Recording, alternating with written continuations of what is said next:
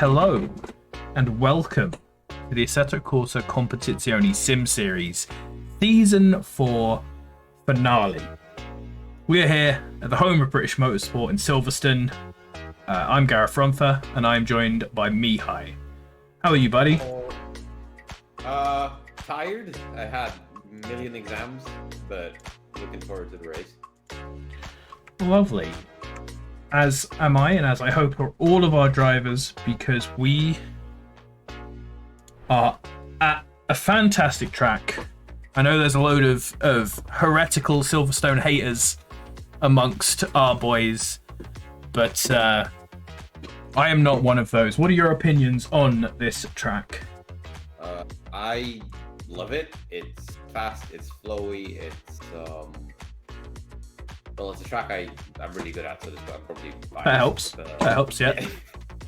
Yeah, it's one of these tracks that for me, if you get into a groove, you can just put in lap after lap after lap.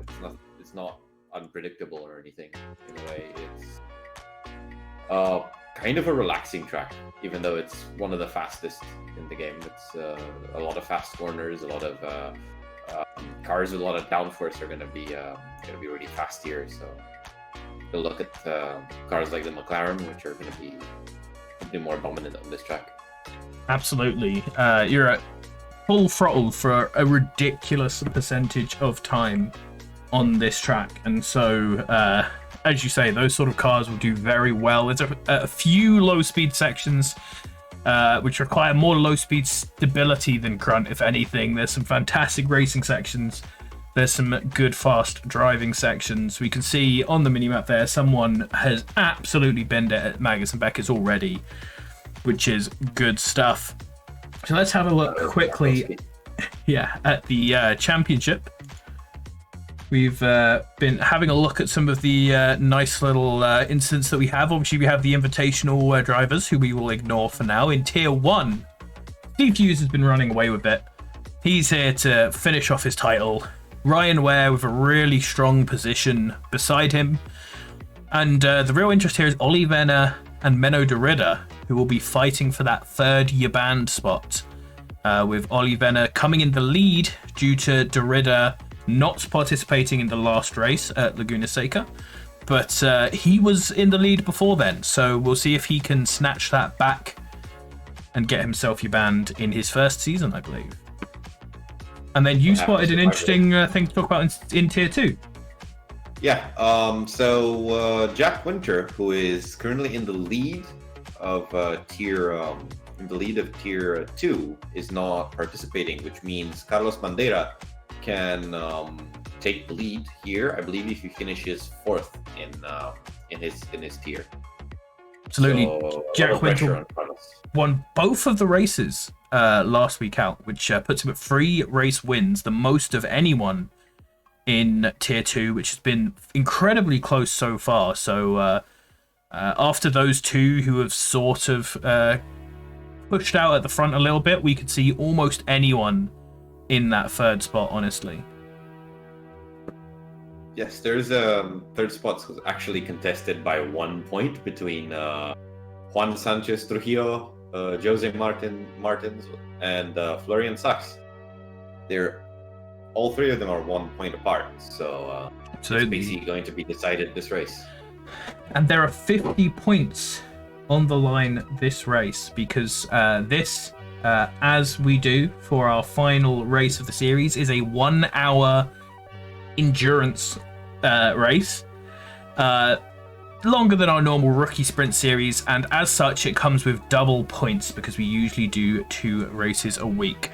So for those of you who are new here, we will have our silver split guys, who will be the invitationals, our pros, who will have those white badges, and Tier 2, the AMs, who will have those red badges. And they will all be racing on the same track, split qualifying, so that we can get good laps in for everyone, hopefully. Silverstone is a pretty long track, so I don't think traffic is going to be a big issue. It shouldn't be. It shouldn't be for sure. So, heading into my little slides. Remember, exclamation mark timings and you should remember it because I certainly haven't. I'll get it connected now. Pitwall, that leads you to our pitwall.live, where you can check out the timing so you can follow any of our drivers if we're not keeping up with them. If they're back markers or your friends or something, you can keep an eye on how they are doing. It's been a really good system, and we're glad to be using it. We also obviously have to shout out our British GT launch event, which will be next Wednesday. One race on each of the new tracks, 10-minute qualifying and practice, and then a 30-minute race with all the British GT cars of both classes. So that's going to be real good fun, getting a nice quick checkout of all the new tracks. We also have on Wednesday, these are not actually the ones, I haven't got the new picture, but we are once again doing our GT3, GT4 AC Ginetta thing for the free Wednesdays after our launch date. Silverstone 6 hours, getting under preparation, but also I should shout out the SEC, our other endurance event, which will be at Imola, I believe. That will be next Sunday, because obviously we're going to be on break from our normal championship series for a few weeks. So we have next Sunday the SEC, then a week off, and then the Sunday after that, the Silverstone 6 hour. BTCC Super Tourers, the second round of that at Brands Indy is going to be Tuesday coming up. So hop into that if you want some fun Assetto Corsa action. We are also going to be hosting, hopefully on the Sim Racing GP page, another AC race this week because, as I said, this is the end of our championship, the finale, and so we're going to have some weeks off. And on the Fridays, we're going to host some more AC events. We're going to have the 90s DTM at some fantastic tracks. We've been waiting so long to do this. This was the first event me and Pavel wanted to run, honestly, but it took a while for Norrisring and Avus to get added. And Avus is a hilarious track. Amazingly, F1 and DTM both used to drive there, and it's ridiculous. So we're going to go have some fun. Exclamation mark sign up in the chat if you want to come and join us for any of the races that are coming up. And that is all we have, with a few minutes left in qualifying. So looking at the timetable for free practice so far, Carlos Bandera, who you were pointing out should be able to make a nice run at winning the amateur split, he right now is on a 1:59.5 at the top of the split. So obviously free practice. A lot of people will be running their race fuels. A lot of people just won't be running. But it's a good start for Carlos to show that he's at least going to try and take this win. Yeah, we'll see how qualifying is gonna be for him, because I've seen a lot of times people will do very good times in practice, but when qualifying comes in, the nerves are gonna get the better of them. Absolutely. And they'll start dropping off. And from knowing some of our drivers, from looking at other series as well, I know that there are drivers in here who can do low 58s. And so we're definitely going to see this time tumble when they all start properly trying. I wonder if we're going to see a 57 this time. We've got the Ike giving good luck to all the drivers. Good of him in the chat. And we have the Arno fan club in. Do we have any fan clubs in for any other drivers in here who want to shout their boys out? I mean, if not, then I'm going to be looking at Matt Sutherland, because he's in the McLaren, so I'm obligated to root for him. Nice. We have the McLaren fanboy on board. We've got Alvarado shoutouts. Bloomfield from Robbe. As I was saying that as I was watching Victor Yamba have a very long and slow death through the fast right-hander after club. It's nice to recover it, though. The Honda should be decent on this track, I think, because it does quite well at a lot of the sort of faster tracks. It's good on a lot of the DLC tracks, a lot because they have a lot of those faster areas. It's actually the fastest car on the straight at Paul Ricard because it has that nice aero for top speed on the straights. So he should be able to do well. The only thing with the Honda is that you have to get it to the end of the race. Absolutely, yeah. And we've seen more recently they have been managing to do that a little bit more than before. Victor Janburn, of course, Ryan Ware of a Honda driver. And as the music stops, perfectly timed, because I totally prepped that. I'm very happy with how well that went. It is free practice time over now. And we're going to get to qualifying as soon as possible. So we're going to see our amateurs out first. Let's hop into the game.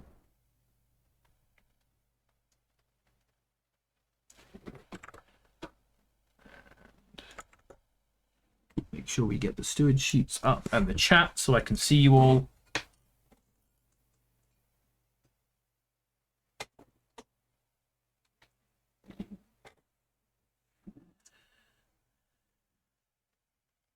Who is still driving around? We have just a couple of people driving around. I'll put the make sure the game sound is on as well. Strom, yeah. Arno. So you can watch Arno a little bit more for the Arno fan club. Thank you everybody for turning up to watch the stream today. It's good to see people hanging around. Should actually make sure to remember to post it in a few other channels. And that's practice over. Green line, give it all you got.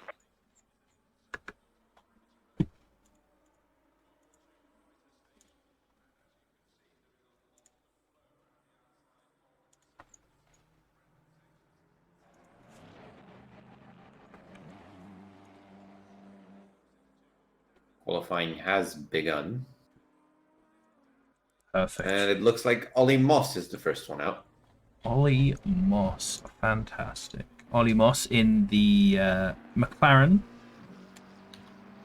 So Mihai's already very happy. First one out. Let's see if he's going to be the first one to start the race as well.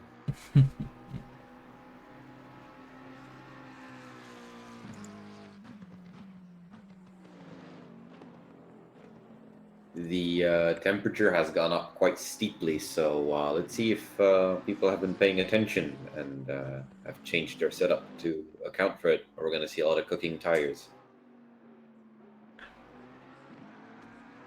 Yep, absolutely. These are our top boys, so obviously we believe in them to have done that. With the amount that some of them go on about their tire pressures, I would be surprised if they didn't have it ready. Hello, Kilbuado.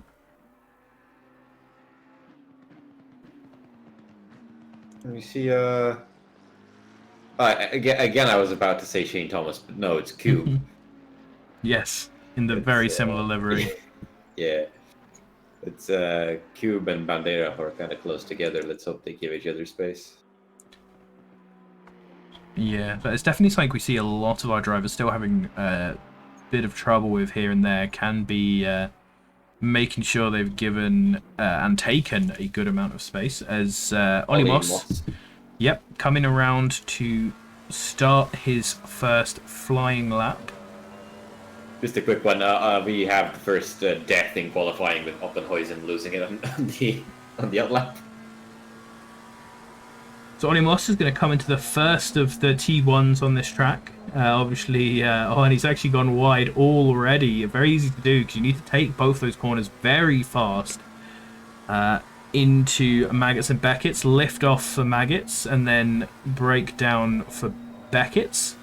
Make sure to get on the accelerator as early as possible to power your way out of Chapel, and he's actually just going to fully give up. So we're now on the big boy Bentley of Julian Strasser to carry his way down the first of the straights. The Hangar Straight? I think it's the Hangar Straight. Anyway, into probably the best complex on this track, for my opinion, into Stowe. This long, curved right-hander, which you can really get side by side through. There's multiple lines there. And then big braking zone into this tight chicane at Vale, which really ends off any battles there. It's a nice two-corner little section that you can fight for got to get on the power again as soon as possible for another full throttle section. Into the second of the turn twos. This is the Grand Prix turn 2, and even faster this one into the midfield section of the track, the new part, which is the slowest part of the track, and a lot of people seem to find it one of the trickiest, especially loop here. You've got to cut really far over to the right hand side of there in a very short amount of time to get a good run out of that corner, and you need to get a good run because even though Aintree is technically a corner, you're taking it at full throttle, and so it's really the start of the straight down Wellington into the last corner, and this corner is a nightmare. This is Luffield, and it's so hard to get right. You really want to go in with as much speed as possible, carry that speed through there, take a wide line so you can sort of square off that corner and get on the acceleration as soon as possible to come over the lap. And Strasser starts us off with a 1:59.7, which already is quite a nice lap time. Track is still evolving, so and he immediately dies. So I hope he's satisfied with that lap time. Absolutely, it's a strong start. Like I said, I believe we're definitely going to see the times dip lower than this, but that's not what you would call a banker lap as such. Yeah, I'm quite sure that we're going to be seeing people down to the high 58s even in these conditions. I know it's quite possible. So Bandera taking the new lead with a 1:59.4. Everyone else 2 or slower. Martins only just behind Strasser there, each of them with their own purple sector.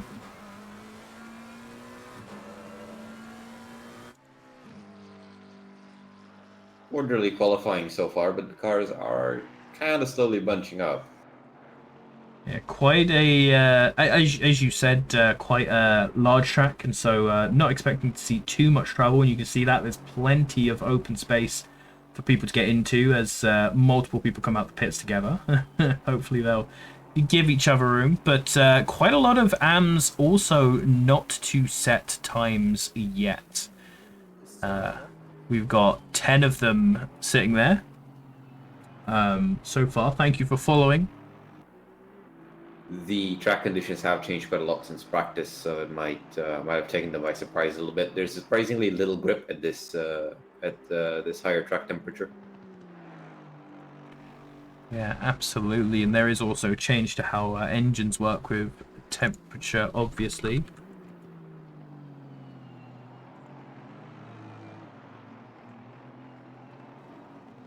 $1:57.9 from Ash Bloomfield is being called in the chat. Spartacus is doing fairly okay in that. I was gonna say fairly okay in that Audi, but there's the wall. Okay. Yeah, Barkus unfortunately not having the greatest time with the Audi. He said he's definitely not gonna drive it for the next series. It's one of those cars that catches a lot of people out because you start driving it and it feels nice, and you're like, I don't know what all the fuss is about. It seems Then you push. Seems pretty good, yeah. And then you find the limit and it's still fine, and then it randomly kills you, and you're like, I don't really understand that.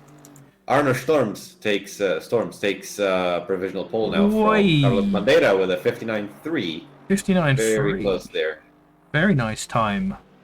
And the Arno fan club goes wild as I feel like we're gonna see Astons at the top of this. Yeah. They have quite a few of them in here, and keep seeing them around the top. Actually, Graylish there might hold up Storms a little bit, so let's hope they don't come to blows. Strasser is still in P4. Yep, and we've got Speaking of Audis, Trujillo has also binned it, so still plenty of time to do laps, and he did get a banker down, so it's not that bad. Bandeira now coming through Village. Hit the apex well, but yeah, kind of missed the loop a little bit. He's going to lose a little bit of time. Let's hope he still improves. Olimos is coming in with quite a good lap so far. He's just got through Vale. Yeah, but that might have been invalidated. It was not invalidated. He still Oh. got it, but he was right on the limit there for sure. Lost a little bit of time, possibly through lifting after realizing he was going wide there, getting a little bit wiggly going into the middle sector as well, but still improving his lap time so far. Coming into this tight, twisty section at the middle. A lot of drivers, as I said, not really going out as far right as you can to set up the corner in the absolute best possible way. But still with an improvement on his time. It seems like the first part of the lap is where he has the most time to improve. And then the last part of the lap he's struggling to keep up with. Yeah, that was a bit wide there through left field. That was good for Luffield. He got a really nice exit there. Getting on for almost 3 temps. He's so close to getting the 3 temps improvement. Well, just gets across Carlos Bandera. And then spins. The first 3 are within half a tenth of each other. The first 3 and qualifying in tier 2. Absolutely, really, really nice there. Every time I come to the cameras outside of, or after Maggots and Beckett's, there's always someone sitting in the grass ready to go back. So that corner. The thing about the first part of the track, it's all about courage. Sometimes you have more courage than brains, and well, that happens. Absolutely, as we're now watching Martinez coming through, just come through Vale and Stowe. Another person who seems to have a lot of time to gain in the first part of the lap there, because he was really powering through for a little bit there, but is much closer to his time now. A lot more of our drivers setting times now, which is good to see. Very few people off of the times, as we still only have 6 people who have got into the 59s.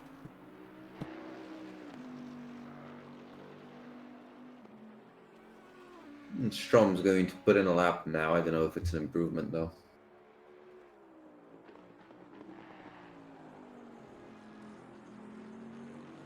Martin's just losing his time as he comes around to the last corner. Barticus, however, right behind him, is on for a really good lap.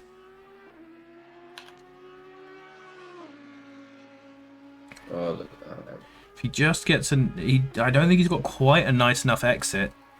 But, but he still improved, though, P9. It took him really close to getting under 2. You have a couple of drivers there, Hawkins, Sanchez, and Bartkus, all incredibly close to a 59. Just none of them can quite get it. Bandera is going to try to improve now. He's starting another flying lap.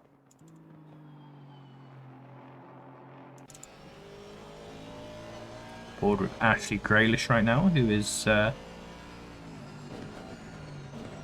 just on the bubble of improving. Lost it there coming through Stowe, gained it back coming through Vale, just to lose it on the exit there.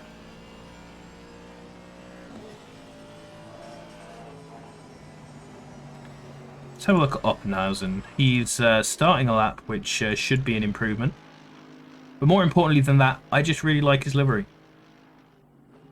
You can't really miss it, can you? It's a colourful boy for sure. Reminds me of a certain game about falling, and yeah. See, it took me a while to get what you meant there, and my mind went to a much darker place, and it's a game about beans falling off of things. Yeah, let's call it that way. Yeah. About being a dude who does fallings. As a lot of our now I check, a lot of our drivers right at the front are actually improving their times right now, which is good to see. Arno Stroms, Carlos Bandera, Julian Strasser, 3 of our top 4, all on improved laps right now. The track's been optimum for a while, so it's not just that. They are all locking it up. Although a consistent here seems to be a lot of people on their good lap has not got everything out of the first sector because they're all improving in the first and losing it later. Olimos had a bit of a tow here from Oppenheisen down the Wellington Straight coming into the final corner complex. Now let's see if he can keep that improvement.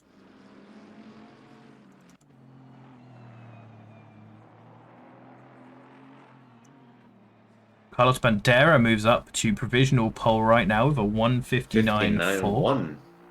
Yeah. Julian Strasser just crossed the line and I believe improved, but did not manage to jump a spot. Yeah. Moss did not improve, and I think that would be his last chance. Bandera also looks like he's going for another lap. Arno also was on for a really big improvement, but lost it all in the middle section. Coming out of loop, he was actually just on par with his fastest lap time, rather than the sort of about 3 or 4 temps up that he was before. Come on, Carlos, can you beat my pole time?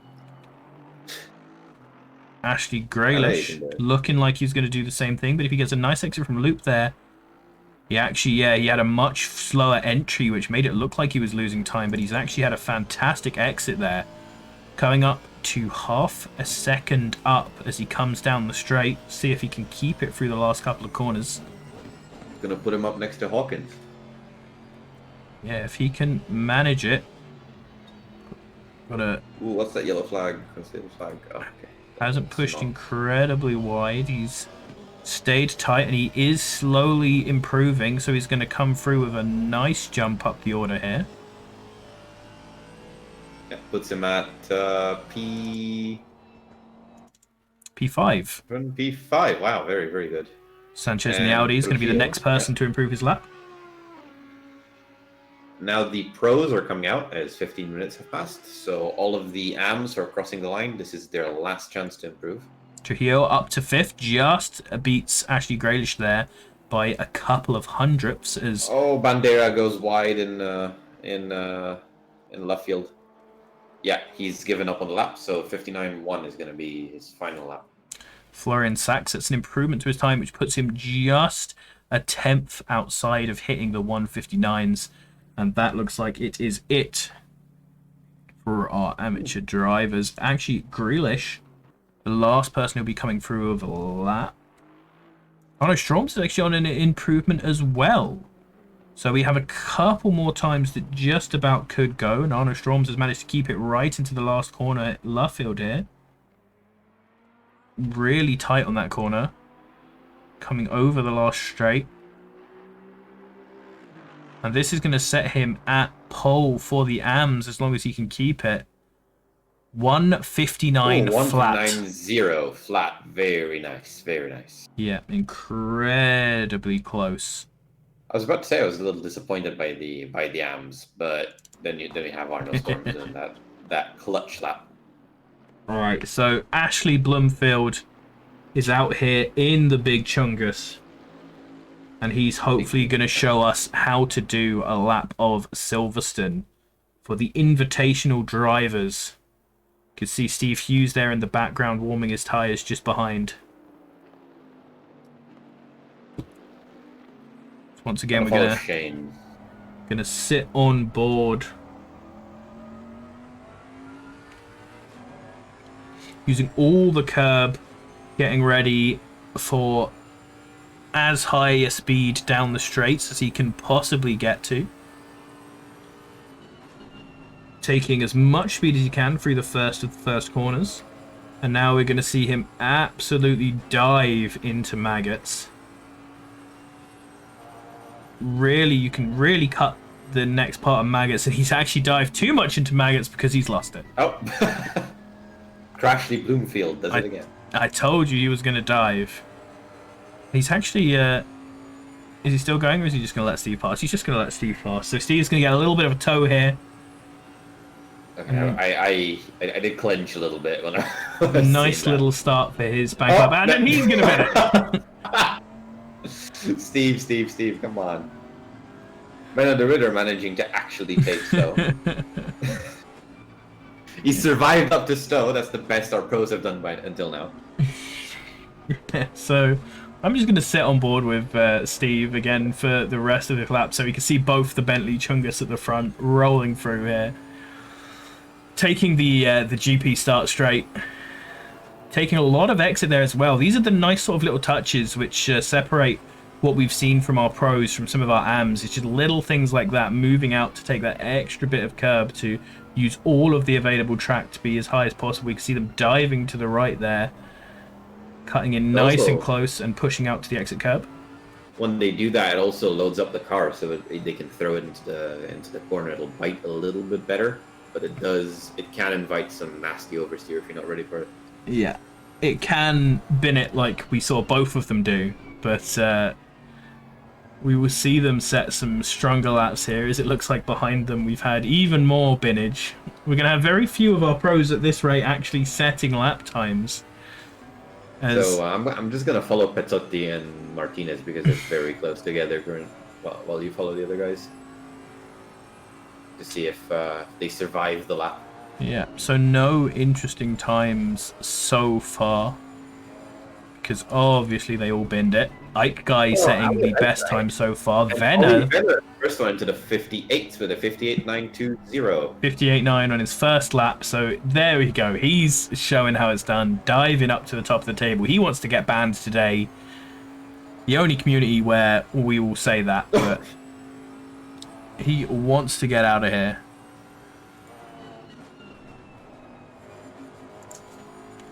Where's my That's what he did end up binning it. He just touched the wall at the entrance at the exit of Woodcut, just trying to straighten it up too much. Alvarado and Ike Guy, Thomas, Markowski, Iverson, and Sam Teague have all managed to put themselves into the 159s immediately. As expected of our pros, honestly. Oh, we've got a death, and yeah, Bloomfield has died again through the fast right-hander after club. Steve Hughes, though, is looking like he's putting a lap together, so he's just coming through the loop right now.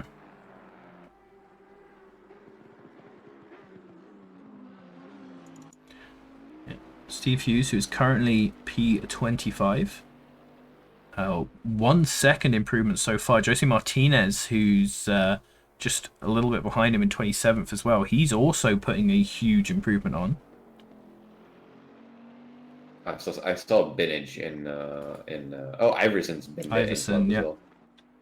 I also saw one in Magnus Beckett's, not sure. Okay, let's see Steve Hughes coming through Woodcut right now. Where's his time going to put him? Should be about a 159.7, which puts him like a decent height up, but not near the top where he's going to want to be. So a lot of these guys going to be pushing that extra little bit as Martinez coming down now. Ollie Venner improves to 58.7. Ike Guy is also in the 58s. Just there's 1/10 behind Ollie. Nice. A bit of traffic forms around the pit exit. So we've got some nice runs already, putting us at a very good pace. So a lot of our drivers come through Magnus and Beckett's together.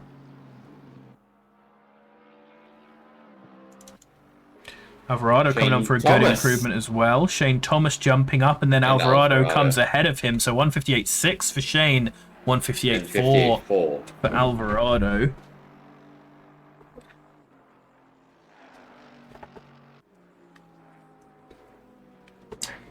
In the chat, are we thinking that our pros are going to break 157s?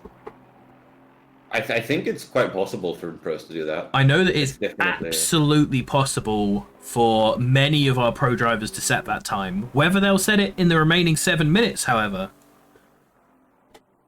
that's the question. Ryan Ware improves slightly, goes up to P12. That's, I mean, he's still quite comfortably second in the championship, I think, but we are expecting a bit better from him. Absolutely. Ryan Ware, however, has, especially with the Honda, been incredibly consistent during our races. So personally, I'm not too worried for him. I think that he will be one who avoids the big death that is inevitable. You know, I was wondering about Alvarado because he's being very fast around this track. I wonder if he finally splurged on one of those direct drive mice. Yeah, he's got Steve a Hughes coming in for his lap. Improves quite massively, actually, all the way up to second place behind Nicholas Alvarado. 158.650 for Steve Hughes. Very good time. Proving again why he's banned. Yep. He has already been banned. He's going to get double banned this season because he's going to win and have had 3 wins. Maciej Markowski looking for a good improvement as well. He's looking for a strong 58 here if he can keep this up in the white Lamborghini.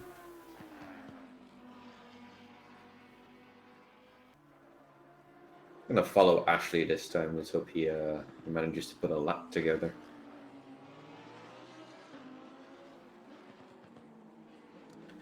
Yeah, where is Ashley? He still seems to be quite low down. He's coming into village right now. Well, that's what happens when you have no time. When you have no time He has set. no time. That's why he's not on my standings. Yeah, he literally his fastest lap that has been recorded in this session is 3 minutes 37.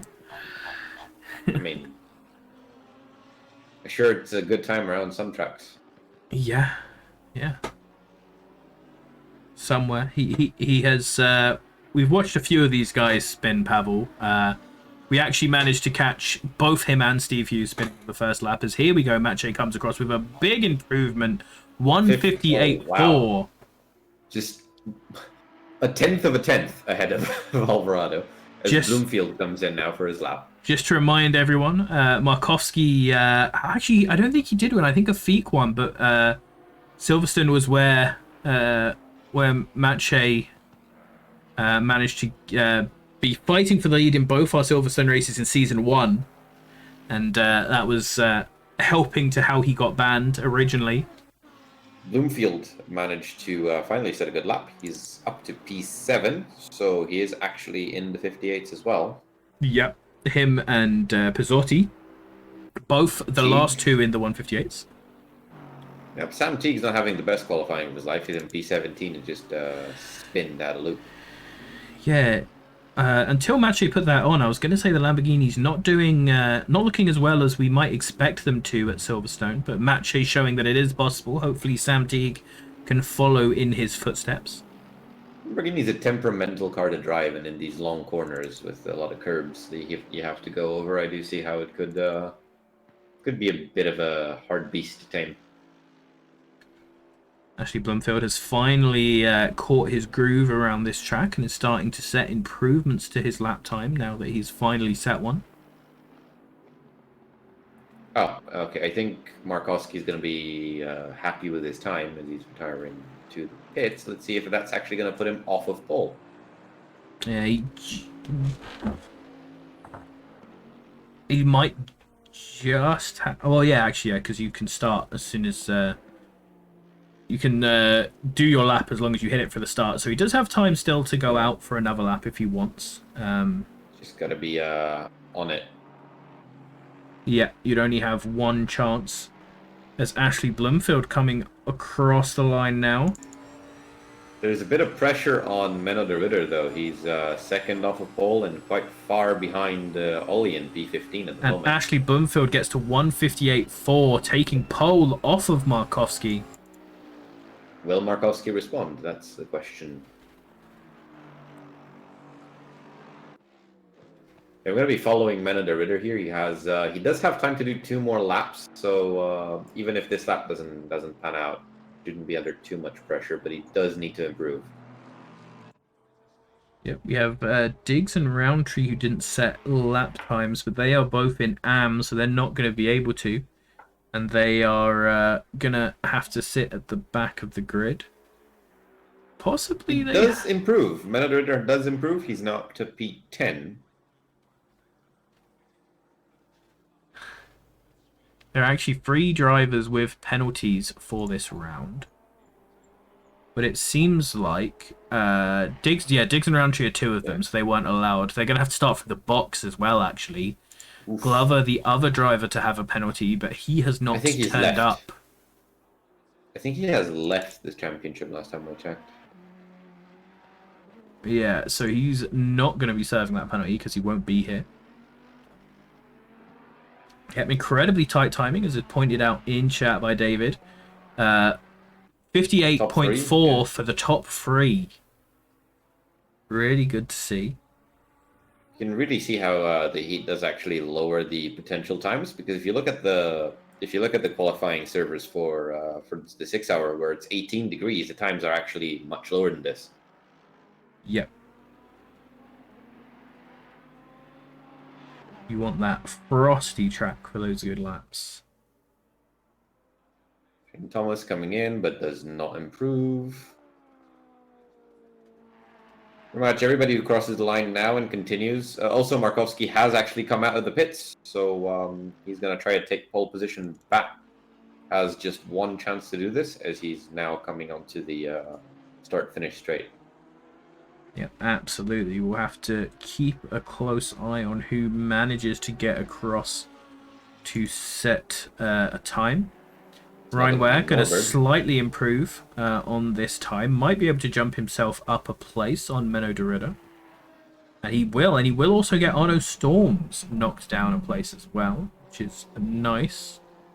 Nice for him. You can see our pros being much faster than the AMs, at least in the gold category, because in silver and bronze, if you look at it, you're always going to see a bit of a mix-up at the top.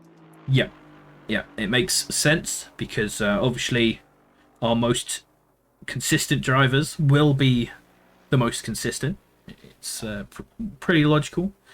Even in our lowest split, we normally get most of the pros ahead of the AMs, but especially in qualifying, you know, when you get down that low, sometimes you get people who are good at qualifying and die every race, like our boy Daniel Durrett, or people who are awful at qualifying but don't die most races, like me. I say that I literally died in the last race we did, but I mean, I'm just bad at both, but I'm still here, so forget that as we come through. So car 51, that Shane Thomas is on his last possible lap. He's right on the bubble of improving.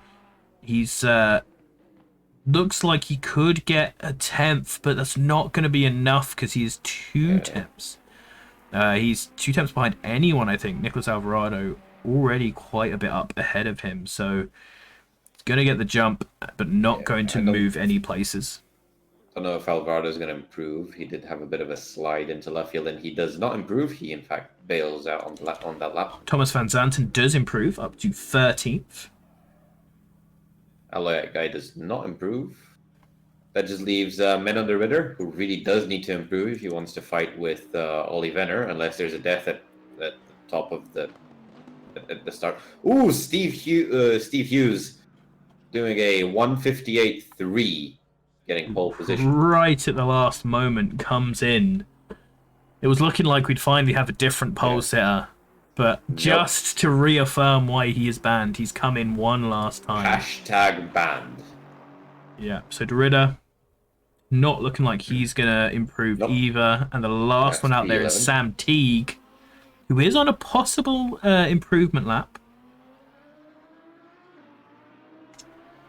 Let's ride on board with Sam with the HUD. You can see he's a little bit down coming out of there. He actually... he lost almost a 10th there coming through. Oh, he did lose a 10th because he was slightly up before he came through the middle section, so... It's a good... Oh, good through these corners, though. And it's a good left field as well. Yeah, that corner was really slow last time he did it, but doesn't get really an exit out of left field. And so, unfortunately, not going to be an improvement from Sam Teague. P20. So as we wait for our server to move over to the next round, we're going to have a little look at some highlights of what we do here at ACCSS.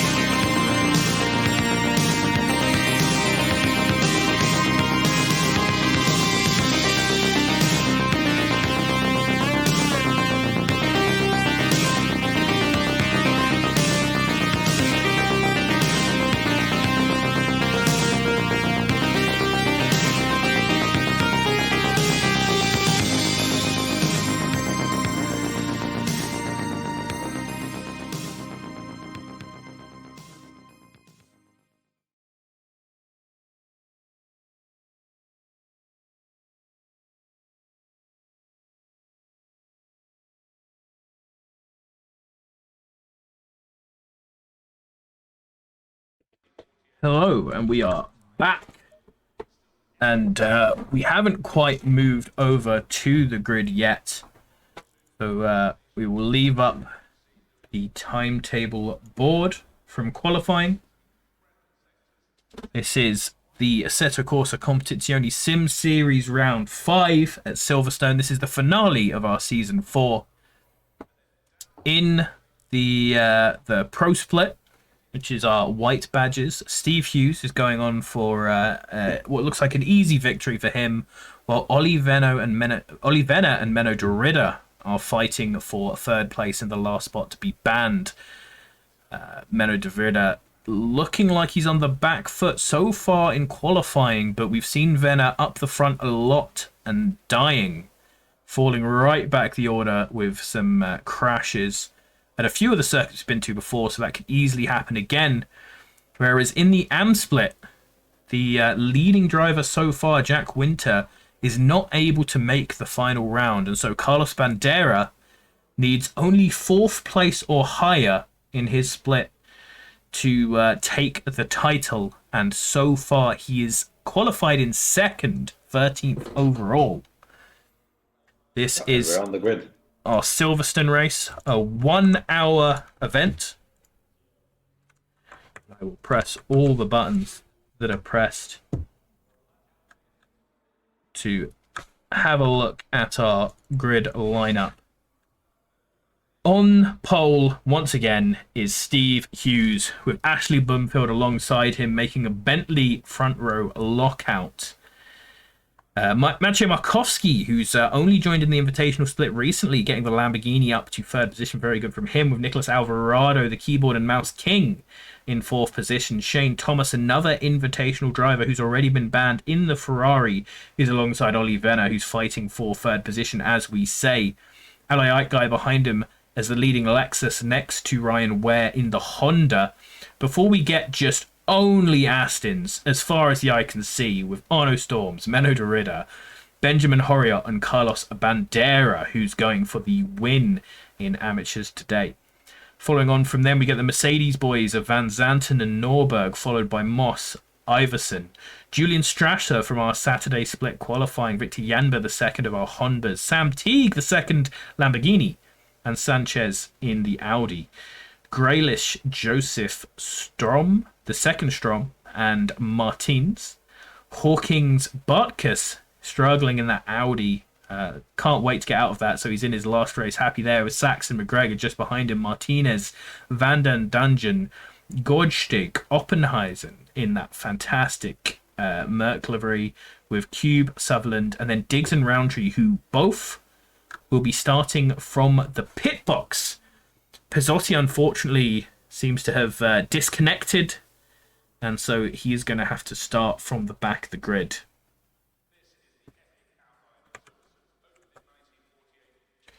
It's going to be a long race, so I'm expecting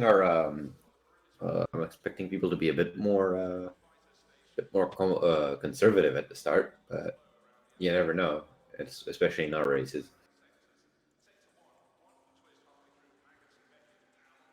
Absolutely. And on that note, let's have a prediction. I know you guys like some of these predictions.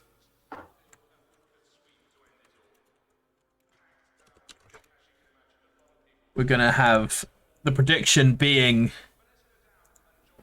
lap 1 die. Are they going to follow Mihai's advice, as it is a longer race? And are they going to be sensible and not too aggressive into the first corner? Or are they going to forget that as soon as the lights go green and all crash into each other? Well, we'll know soon enough as we're starting the formation lap. Absolutely. And as we start that formation lap, we are going to hit to some highlights while you guys hit us with your predictions. See you soon.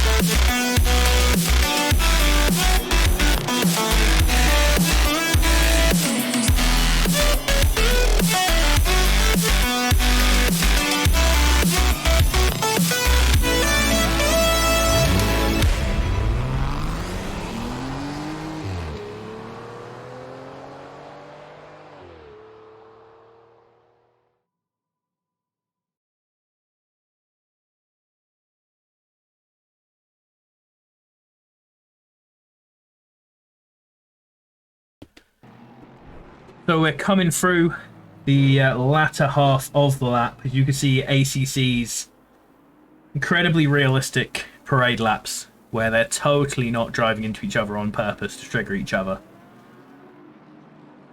Asserting dominance. Asserting dominance, exactly. It's the ACC equivalent of T-posing. But I have everyone knowing that you mean business before you go. We're starting to get to the Wellington Straight, so we're going to have people lining up in 2x2 very soon, ready for this 1 hour of Silverstone. This is the Assetto Corsa Competizione Sim Series, and this is our top split final race of the season. Exclamation mark sign up in the chat if you would like to join us for next season. Get in there and over the next few weeks do an evaluation race ready to move in. Thank you for the follow, Angel Davies. Remember to hit us with those follows, Twitch Primes as well. If you are enjoying the stream as we head into Helicam to watch what unfolds. Maciej Markowski, starting in 4th position, has had not the greatest starts in some of the events we've seen him in.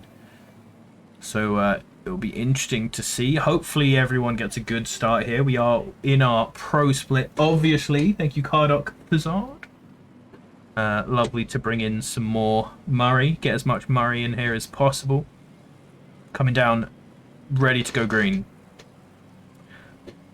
Interestingly, Steve Hughes looks like he's a little bit behind Ashley Bloomfield there, so Ashley Bloomfield getting a bit more aggro positioning.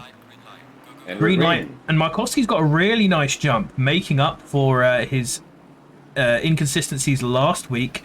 Alvarado sticking right close to him, and Steve Hughes has slotted in behind Ashley Bloomfield with side-by-side Ollie Venner and Alloy Ike Guy behind them, but Alloy's going to smartly jump out of that. Actually has to take over the grass a little bit there, which isn't super nice for him, and so he's going to have the Honda of Ryan Ware right up behind him, and seeing back through the whole field, it looks like no one has actually died on the first lap, so they're all being much more intelligent than I thought some of these guys would being, and not letting their driver brains take over as the Honda looking to go around the outside into Stowe, that corner where I said you can have multiple lines, but he really hasn't done that well, and now the Aston is jumping in down the side of him. I believe that is Menno de Ridder coming in there, and as we get everyone across the timing lines.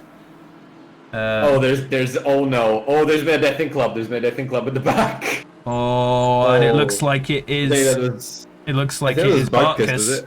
Yeah, Barkas. He went in the flying over the curbs and hit somebody in club. Unfortunate. Not too much death there. And you see there are two drivers who've left the pits who are coming back on. They had penalties to serve from the last round. Ashley Bloomfield is in the lead of our race so far, with Steve Hughes in second, Maciej Markowski third, Nicholas Alvarado, Shane Thomas, Ollie Venner, Alloy Ike Guy, Menno de Ridder, Ryan Ware, and Arno Storms, rounding out our top 10. Van Zanten and Moss are having a pretty big battle there in the midfield. Moss trying to go around the outside. Yeah, holding it on. You can go pretty wide there, but the Mercedes was far enough in front that he can just cut the nose off into Luffield. And as they go round to start the second lap, I would say that I can choose the outcome there. They didn't commit the big die. I'm very proud of our top split boys for managing to do that. It was very clean, yeah. Yeah, only one car having the big die, although it looks like a mistake was made somewhere by Nicholas Alvarado, who's fallen behind Shane Thomas there. It looks like the second time going through turn one was less kind to our keyboard and mouse king than the first was. He is now... Ritter is closed in to Venner as well. Yep. He has. He's made up a few places, so a very good start from him. That's going to make it slightly interesting. See who gets banned. Is it going to be Venner or de Ridder? And I'm going to put that up as our next prediction and give you some time to vote on that while we're carrying on with the start of this race. Fairly orderly for now. A few small battles up and down the field, but nothing. Everybody keeping it together. Absolutely. We'll have a run down some of our drivers because it is good to see them. Let's start from nearer the back, actually. Looking at Cube, who's going to confuse us for having the same livery as Shane. But, oh, Oppenhausen there spun. Oh, so Oppenhausen making a little mistake on his own there. Going to split out there. Actually, Van Dungeon as well. Cutting across the grass. Not having a great time from a few of these guys. It looks like maybe they hit together and we just didn't notice it. Bartkus going side by side with Gorgestig here at the back of the field.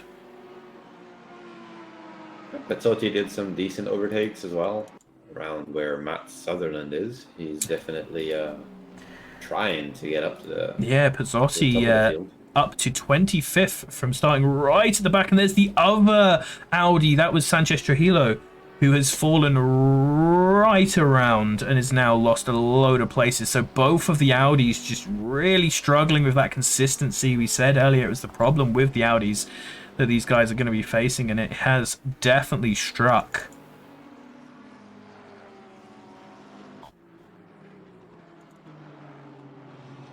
There are going to be some penalties going on, so it might have been a couple of smaller incidents that we didn't notice. I'll keep you updated if we figure out why Trujillo's all the way at the back. And we have a yellow flag and Maggots and Beckett's, I believe. Yep, Matt Sutherland P23 got spun around. I don't know what happened, but Pezzotti is also in the wall on the Hanger Straight and has stopped. So they probably came together there. Have a little look. Try to have a little look at that replay. See that Matt Sutherland catching a lot of the grass, but being fine so far. No, they both just spun of their own accords, it seems. Pezzotti taking too much of Chappell and Sutherland taking too much of Beckett's. That's a big hit from the wall for Pezzotti as well. Not a great one. Van Dungeon cutting across the grass as well. He's having a bit of a torrid day as well, now just ahead of Oppenhausen there. As our leaders still, Ashley Bloomfield, Steve Hughes, Matthew Markowski, Shane Thomas and Nicholas Alvarado.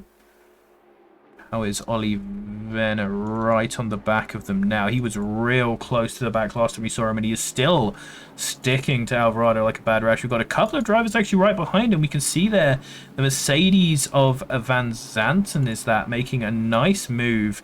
We're side by side, Ollie Moss and Nicholas Norberg now, is that?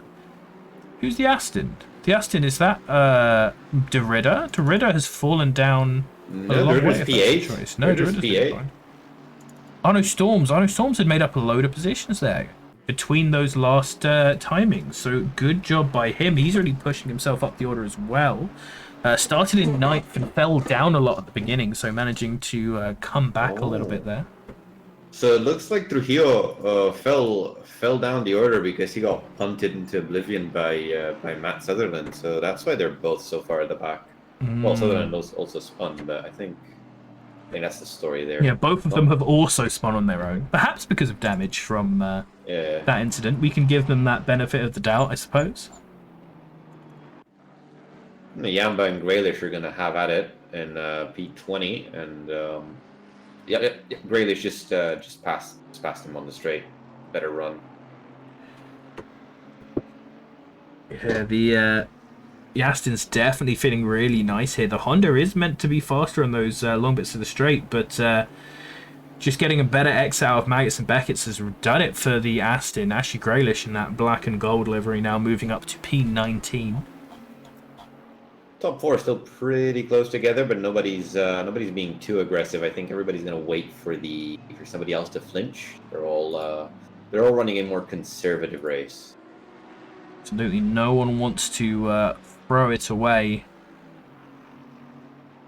Actually, Bloomfield starting to gap the next three. So we'll see how that develops further. There's a big coming to the final corners. We have Rodrigo Iverson, Oriot, and Bandera in P13 and back, quite clove together. And Iverson is doing a move on Oriot right now. Managed to pass him on the inside. Going into left field now. They're all quite close together. Yeah, Sam Teague looking for a bit of this action as well, coming up in that bright pink Lamborghini on the backside of this little fight. Horiot just slowly falling down the order. Thomas managing to get by Markowski. I think he might have made a mistake. Shane Thomas up into 4th position. Good to see that our Invitationals having a strong performance now. We haven't had a lot of our Invitationals obviously getting the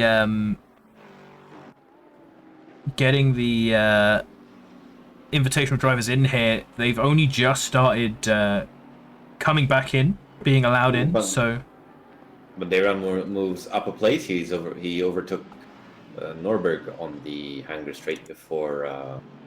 Well, there's a little bit of a fight going on behind her as well, with Benjamin Horiot looking to try and get back at Iverson. Very close, all of these guys still. Iverson right up behind Norberg, who's changed his livery a lot. I like this new livery, going with the ACCSS stylings. Team Yeet Mobile. 2 more penalties coming in, I believe.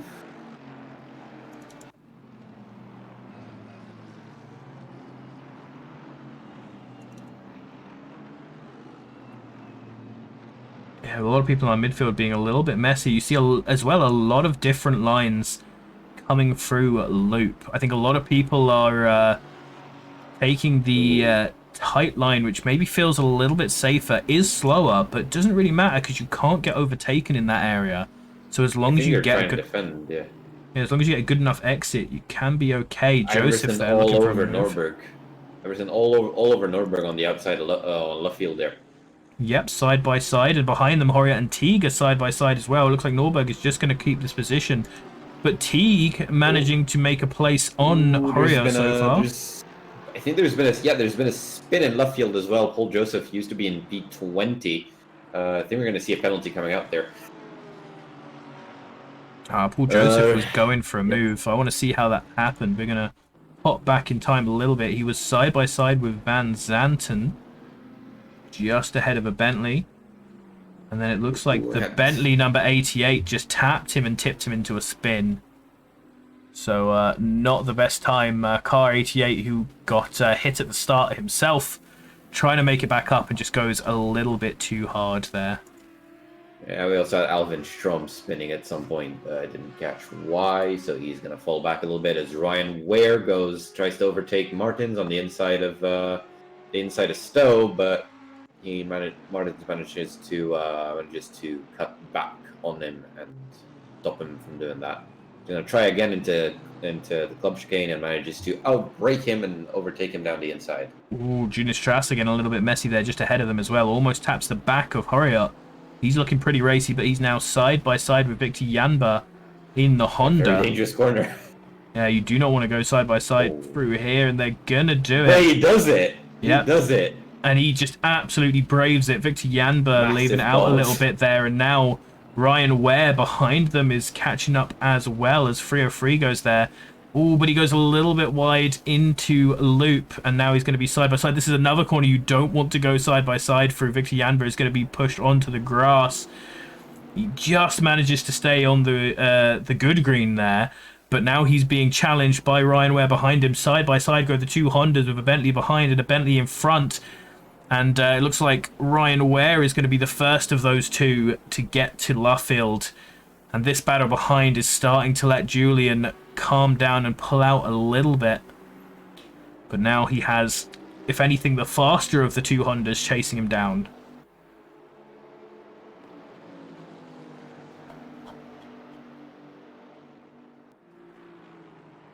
Steve Hughes has caught up to Ashley Bloomfield now. I think he's going to try to go on the offensive. Top two have gotten a pretty decent gap, over 2 seconds from the rest of the field. Steve Hughes has managed to get into his rhythm and set, it looks like the fastest lap of the race. Yeah, it is the fastest lap of the race so far at 1:59.172. We've got Teague into Stowe, and P15 is gonna try to go around the outside around Norberg. Let's see if he's gonna make it stick. He's gonna lose the back a little bit. He's gonna let Norberg come back on him. They're gonna be continuing this fight into the chicane. Yep, nice work by both of them. Teague's on the inside, so he's going to have Very good braking, yeah. the better lines there, and he is good on the brakes, and so it's going to get the run out of there. And that is the typical Stowe to Vale action, as now Benjamin Horiot coming up behind to put some pressure on Norberg himself.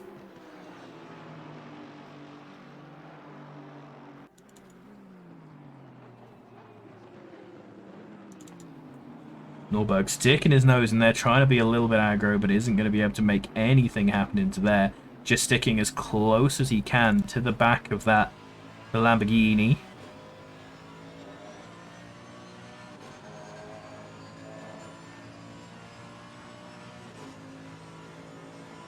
Midfield is still pretty well bunched up together, but the people at the front have started to form their own little group.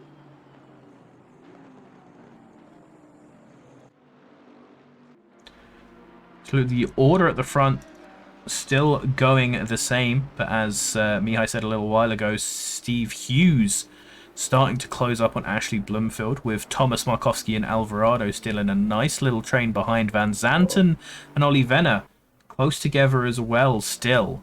And whichever one of these comes ahead of the other, as long as they're both near the front, will be coming third in our pro split. Fortunately for our race to be banned, I do believe Menno de Ritter must have done a mistake at some point, because he's fallen back to P12 behind the AM drivers.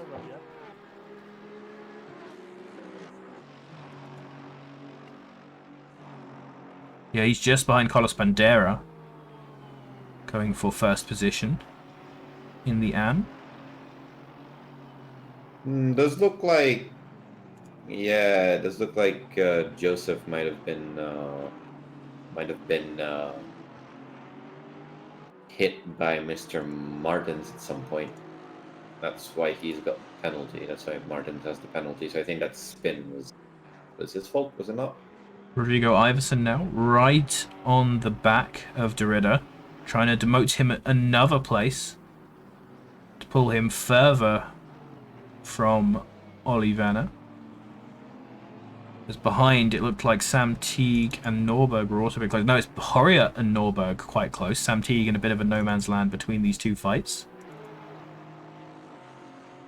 Ooh, Iverson and De Ritter probably going to have a bit of a fight here in the final corners. De Ritter good on the brakes, but going to go a bit wide. He's going to let Iverson through. Iverson's going to give him space. Yeah, and then Iverson has to go wide on the next bit of the corner, so De Ritter just manages to hold that, but getting very close between the two of them. It's going to be, I'm fairly sure there's either going to be a big battle with the AM drivers, or at least one of them is going to try to undercut as Arno Storms goes on Ollie Moss into Maggots and Beckett's. He does decide to back out like a good boy, but Moss spins on his own anyway. Took too much curb into Maggots and spun himself around. That's going to put him quite a few positions down. He's going to have to let quite a few people by. Absolutely, he's losing a ton of positions now. Yeah. There's Arno Storms and Carlos Bandera gain from that. That's very good for Carlos Bandera. Yeah, he's now second in class, less than a second behind Storms. And there we see Horiot going side by side with Nicholas Norberg, trying to go around him into Stowe. Hasn't managed to get the line, but possibly can get a nice run into Vale. There's very good brakes in the Aston, but he's actually just going to tap it in early, keep it safe there.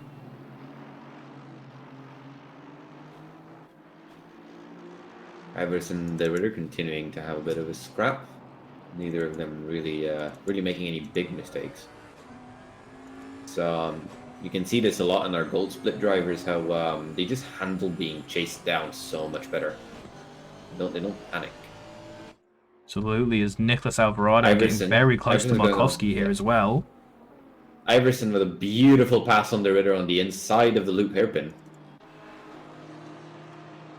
That's going to leave De Ritter open to Sam Teague as well. He's going to try to pass him on the final two corners, I think. Ooh, I might go 3 wide. Ooh. Oh, there's contact. De Ritter on Iverson. There's a bit of contact. It's going to push Iverson wide. That might result in a penalty for De Ritter. might just end his quest to be banned. A little bit of a tap there, and that allows Sam Teague past the both of them. Sam Teague now up into 11th position. Something happened to Markowski as well. I saw him just kind of sideways. I was watching Ollie Venner, and he's now behind Ollie as Venner is all over Alvarado through Maggots and Beckett's. Yeah, I'll hop into the replay on this one as well, because these... Oh, no, I pressed the wrong one. Pressed the 10-second replay. I wanted longer than that. But Alvarado was punishing Markowski there, really close to him before we saw that battle in front of them. So definitely getting caught up with the pressure there. Hopefully there wasn't any engagement between them as Ollie Venner nicely pulling himself up the field, right behind Alvarado. Alvarado and Venner bragging in the chat earlier that they haven't crashed into each other while racing each other, so let's hope they can continue that today. Yeah, I was going to say yet. Yeah, there's always a chance for a first. Hughes and Bloomfield are very close together now. There's less than 3/10 between them. Absolutely, they get so close every time they come down to loop. Hughes hasn't managed to make the jump going down yet. Iverson's going to try to put one on Teague, but yeah, he's tried to go around the outside on the village, which never really works. With a nice little Teague train here, as we've had said in chat. Teague has moved through this, so it's not a true shooty train, but definitely not managing to pull away as much as he would like to.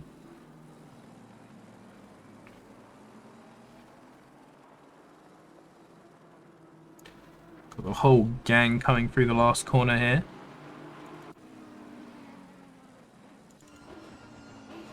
Venner has backed off a little bit on Nicholas.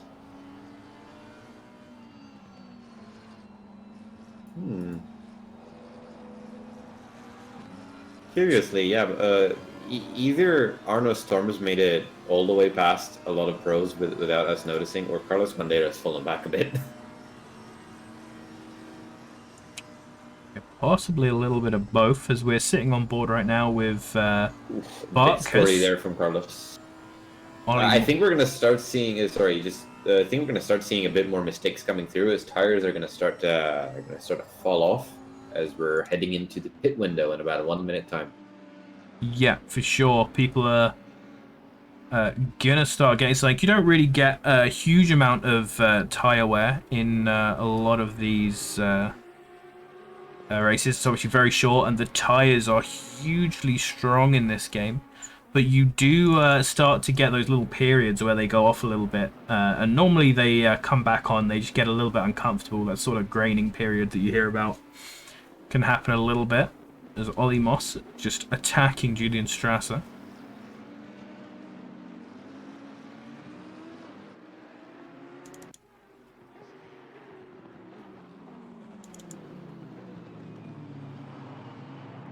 Quite a few packs in the midfield currently, but I do believe a lot of these people are now thinking about their pit stop strategies. There's a lot of potential for undercuts through the midfield. Yeah, absolutely. Anyone in the midfield who feels like they're being held up by the guy in front of them wouldn't be amiss to dive into the pits. The further up the field you are, the more dangerous that is, because the more likely you will end up coming out in some sort of traffic. Question now is Steve Hughes going to attempt an undercut here on Bloomfield? They are close enough for that to happen. If I was him, I don't know if I would. Undercut, not incredibly powerful when you have refueling as an option. So he probably wants to hang it out absolutely as long as he can. Especially with the risk of falling back into traffic. I'd expect that we shouldn't see any of our front runners pitting until right at the end of the pit window. Shane Thomas. First to the pit. First people are diving into the pits. Absolutely, Matt Sutherland in the number 11 car, and Van Dungeon. As we said, people right at the back diving in. They lose very little from it.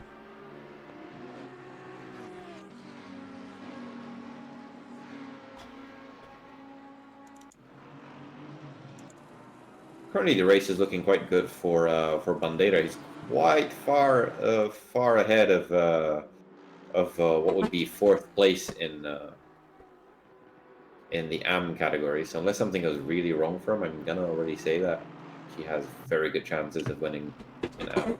Yeah, he's looking pretty strong to win in AM. Steve Hughes looking pretty strong to win in Pro. Ryan Ware is quite far down the order right now.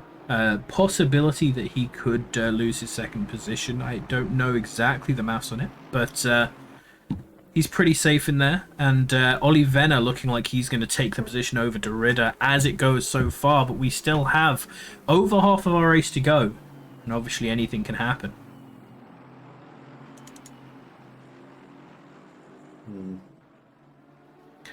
Still, you can see further at the back that Bartkus is really struggling with that Audi. He's falling back. Yeah, not able to find the consistency that he would like. As Paul Joseph... Bloomfield hits the grass. Sorry, Bloomfield has hit the grass at the exit of Chapel. That's going to put Hughes in a position to maybe make a move down into Stowe. He's going to look for it. He's going in on the inside there, side by side through Stowe. Very close. Fantastic racing. Yeah, and he gets the run out as well, so he's not even going to need Vale to finish the job. Steve Hughes has taken first position just before we get through halfway in the race. And also, Shane Thomas been sitting in the background just slowly catching these guys. And he's looking like he's going to try and join the fight now as they come up upon Sutherland there, who is the first to pit. As we can see on our timing tower as well, Nicholas Alvarado, the first of the front runners to pit. He is going for that undercut. Maybe he went on full tank?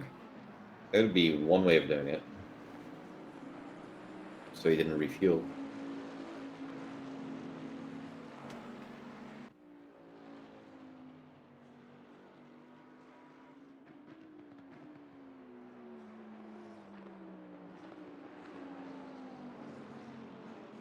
Does look like Steve and Ashley are going to elect to go long. They probably just don't want to risk getting stuck in traffic. Yep, don't want to risk getting stuck in traffic. Also, when you are as consistently close as these guys are, you don't want to put yourself on what will be the slower lap times. These guys are both so fast that they're not going to be holding each other up that much. And if you pit now, you're going to be filling your car up and you're going to be slower for the next few laps, while your opponent out the front is just going to get faster and faster on less and less fuel. So they want to stay out absolutely as long as possible, as we see the two Bentleys at the back of Strasser and Martinez fighting in this little 4 Bentley line that we have here.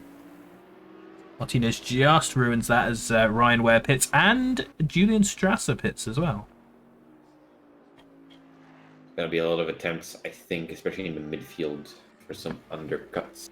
Yep, Maciej Markowski has gone out as well. In the midfield, you can get out of those battles where you may be being slowed down, as Thomas van Zanten having a little fight with Arno Stroms. Arno looking to try and take that 6th position right now away from him. Markowski's our next front runner to pit.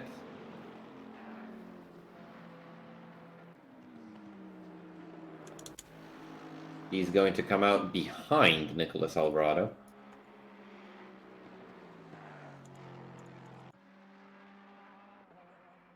So if Alvarado was racing Markowski, then the undercut did work.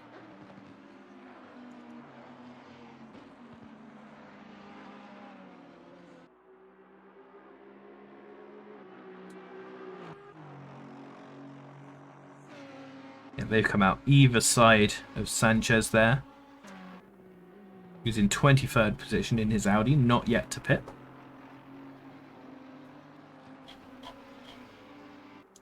Ooh, Bandera, the Ritter, and Horiot are going to be fighting. I think there's been a bit of a battle because Horiot just drove right past them. Yeah, Bandera now slotting in between the other two Astons.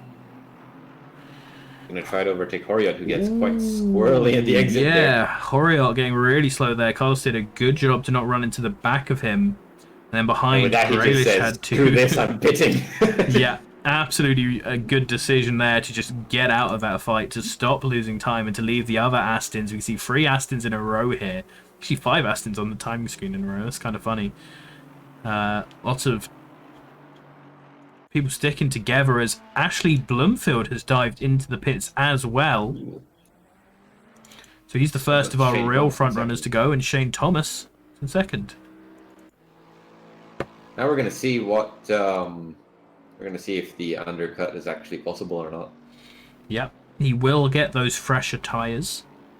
So that is the advantage that you get from undercutting, and is no longer such a risk as we were talking about before, the risk of getting caught up in traffic.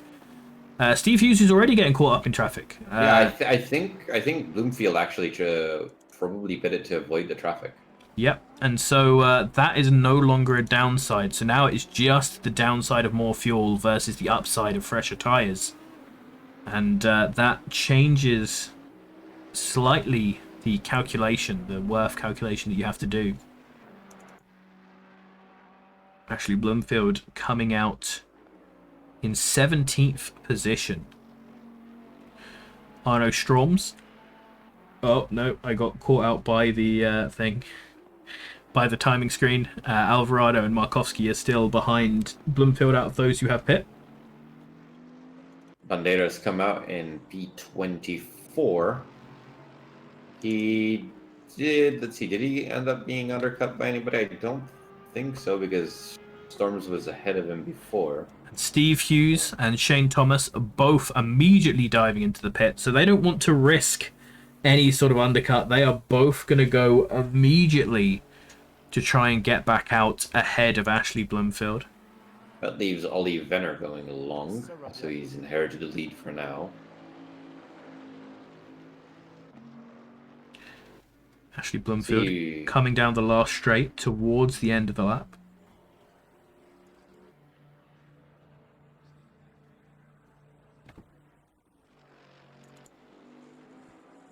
Coming around the last corner.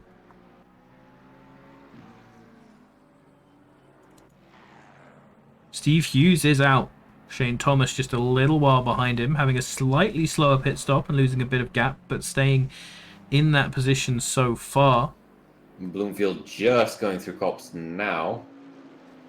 He's going to come out right next to Steve Hughes. He will overtake him, I think, into Magus and Beckett. Yep, he did. So Bloomfield did do a bit of an undercut. He did. He just managed to get in there ahead of Steve Hughes, managed to dive out of the way of the traffic that they were experiencing and has retaken the lead. And he only lost it due to a mistake of his own. So if he can go back to being smooth, he's gonna hopefully be able to keep that lead for his own sake there. And I do think they will choose to not fight each other for a little bit.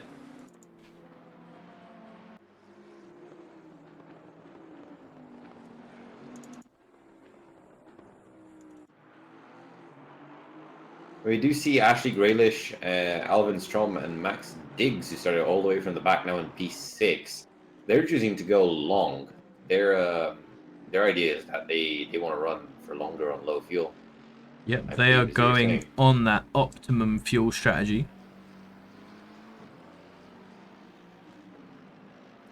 Hopefully that will work out for them as Ollie Venner and Thomas Van Zanten both dive into the pits.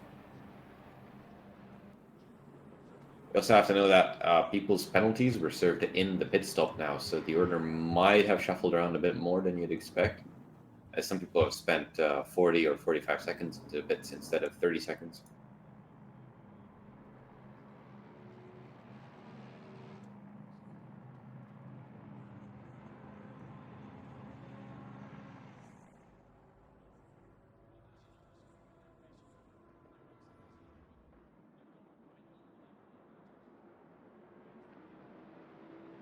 Markowski does seem to be having a little bit of a difficult time with the with Lamborghini. Every time I look at him, he's a little bit squirrely, a little bit slidey.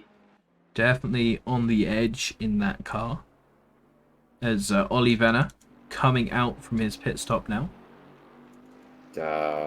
Age-old battle. Bandera overtakes Nicholas Norberg again at the exit of Luffield.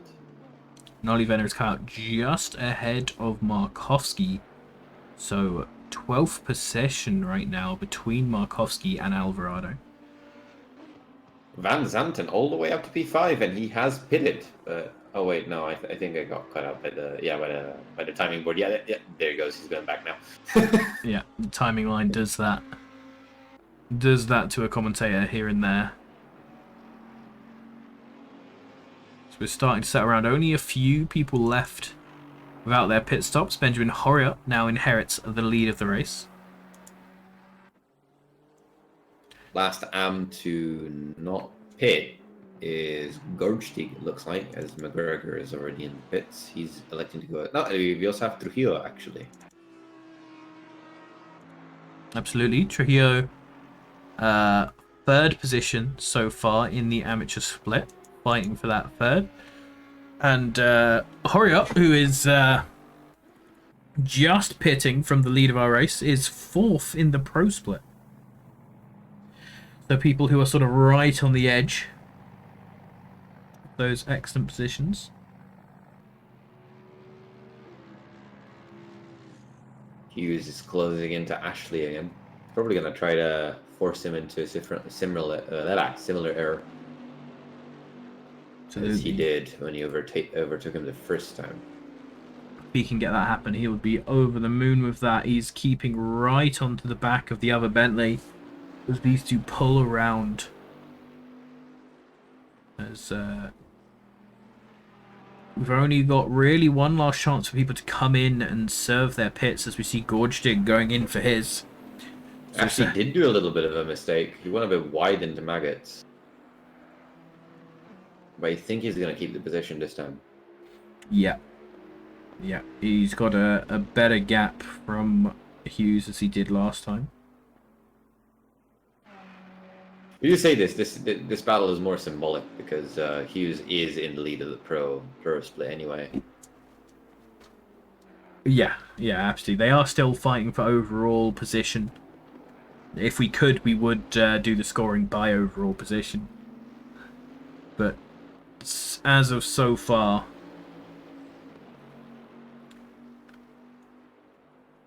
don't think the platform SGP allows it. Yeah, they haven't got it yet. Ashley Bloomfield, third position so far in the Invitationals. Their little friendly battle that they are having. Just behind Iverson. Iverson, Bloomfield, and Thomas, the only three to have competed in every weekend of racing from the Invitational split. You know, I'm actually surprised. We've seen no drive-throughs. And Silverstone is a track that's quite easy to rack up the track warning zone. And let's see, Bandera is going to have a look on the inside of Sam Teague through Village, but he just can't do that on the brakes, Teague being better than him on the brakes there. They're getting quite close to each other. I don't know if it's a good idea for Carlos, at least in my opinion, to risk it at the moment. He's not probably going to catch the... Oh, as Benjamin Horriot is actually going to try to take him down on the inside in the final two corners. They're going wide at the exit of the first one and into Luffield now. Horriot very close to him. Horriot sticking his nose in there where he can, trying to force a mistake out of Bandera, but not going to get the position. Bandera holds onto it nicely. Bandera's been very good on the brakes into the final left-hander. He always goes a bit wide, but he keeps the car together. It's very easy to spin there if you go wide. We are out of our pit window now. 22 minutes to go in this final race of the Assetto Corsa Competizione Sim Series. Thank you all for joining us in the chat. So we're having a nice little race here. Remember, sign up to hop into the Discord if you want to join us for the next season, as we see Bandera now is looking to make that move happen on Sam Teague in the Lamborghini, going around the outside. into Teague Stowe. losing the back a little bit. Yeah, Ooh, Teague that could have went. been disastrous. Teague went quite wide as well. He was trying to put Bandera off his line, so if he had lost it there, they were very close together. But parity is going to be restored so far. And once again, after having a go at Teague, the same thing's happening as he falls back into the clutches of Horiot. Horiot is going to have another go at him as behind we can see Ryan Ware is getting pretty aggro on Norberg as well. And Iverson has spun. They're all just about to pass him there. Spinning out of the first corner of the Grand Prix circuit. And huge dive by Ryan Ware. Ryan Ware just absolutely sends it around Nicholas Norberg. Coming into the middle of the track. Now, going to get a nice run out through loop. I think a theme of this race is bullying Nicholas. Yeah, it has been, yeah. To be fair, I think that's the theme of most seasons from how a lot of Nicholas's races have gone. But they're going a little bit wide again, coming into Luffield. Yeah, Driving under a lot of pressure is doing a very good job not losing it. absolutely. They say that he does hit it dirt a little bit. Being stuck in the middle of a pack like this is sometimes the worst place to be because you have you're always trying to get forward and you have the pressure of the car behind, and any mistakes that the car in front of you makes is going to hurt you as well. As Bandera taking a lot of speed through that first corner, doing that really well. I was worried about them getting track warnings doing this. Yeah, that is another thing. You said that none of them have got track warnings, but this sort of super aggressive pushing to the limits is the way that you get track warnings. We've seen no in-game penalties at all this race, so nothing for track cuts or for speed limits in the pit lane. Yeah, none. And the pit window's closed, so actually this is the first race I've commentated when nobody had a stop-go. Even in our pros, it's not common for everybody to avoid the pit speed limiter. There's up at the front. The order is still the same. Ashley Bloomfield is leading from Steve Hughes with Shane Thomas following in third position, just out of eyesight there at the back. Nicholas Alvarado is leading Ollie Venner with Maciej Markowski in sixth position. Arno Storms leading the AMS in seventh position. Ally Guy in eighth. Van Zanten in ninth, and Sam Teague rounding out our top 10 just ahead of this fight between Carlos Bandera and Benjamin Horiot.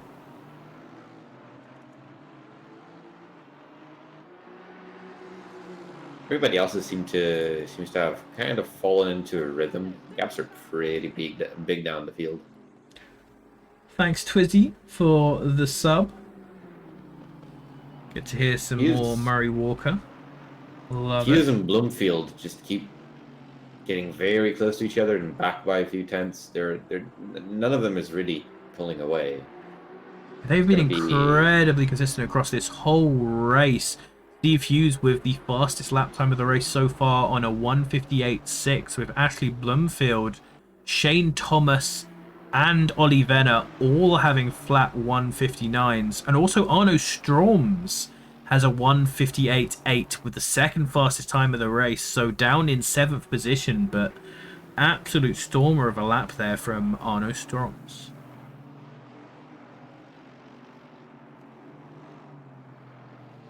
It's gonna go. I think it's gonna go down either to one of them dying, or it's gonna go down to the last lap between Hughes and Bloomfield. Absolutely, Steve will have to get a bit desperate to make a big move. It looks like with these two being so evenly matched overall. Both of them setting 1:59.7's last lap, and most laps that they're doing, it seems. Seeing Bandera again doing a bit of a track cut there. They're really on the limit of getting warnings. And that might be something that eventually we see bringing some of these battles to their end, is if some of these drivers get to their last warning and have to start being more careful. Also having a little bit of a battle going on. Well, it's starting to form a bit further at the back as Menno de Ridder in P20 is closing in on Ollie Moss. I think he might have had damage. I'm not sure because he's fallen way back now in P20. Remember, he was in the quest to get banned, but I don't see him managing it now. Yep. Doesn't look like he's going to get it this season. I'm legitimately curious what happens. I don't see him on the yeah, I really do not see him on the steward sheet, so he didn't get into an accident or anything. He might have just spun out on his own or just had a very bad pit stop. Yep. Either is possible.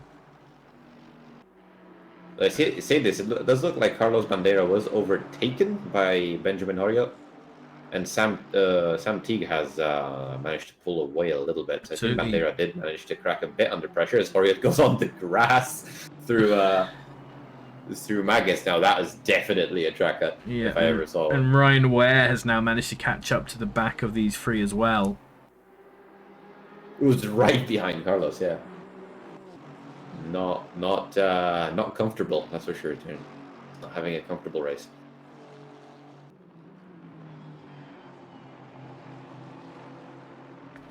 And he's starting to fall away from Horiot as well, so it's possible that what you said, Bandera might be on his last penalty and is having to start being a bit more careful on these curbs not to get a drive-through. And that could explain the fact that his pace has suddenly fallen off to the others.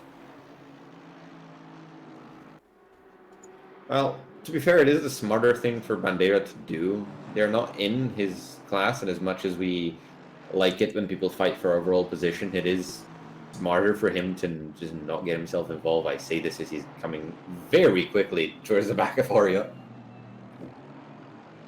These guys closing up as they always seem to through the middle sector here.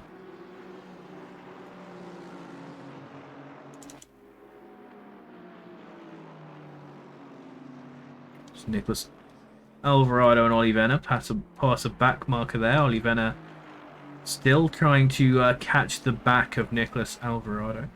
A small mistake there by Bloomfield again into Maggots and Beckett. He does not seem to be very comfortable there, but he does manage to salvage it through Chapel, so he's going to keep Hughes behind him, I think. Yeah. They're getting close, though. Ooh, that was very close. They almost touched each other there. Hughes nearly ran into the back of Bloomfield. Going a little bit wide there, so he's now going to have to make back from that mistake and push up forward.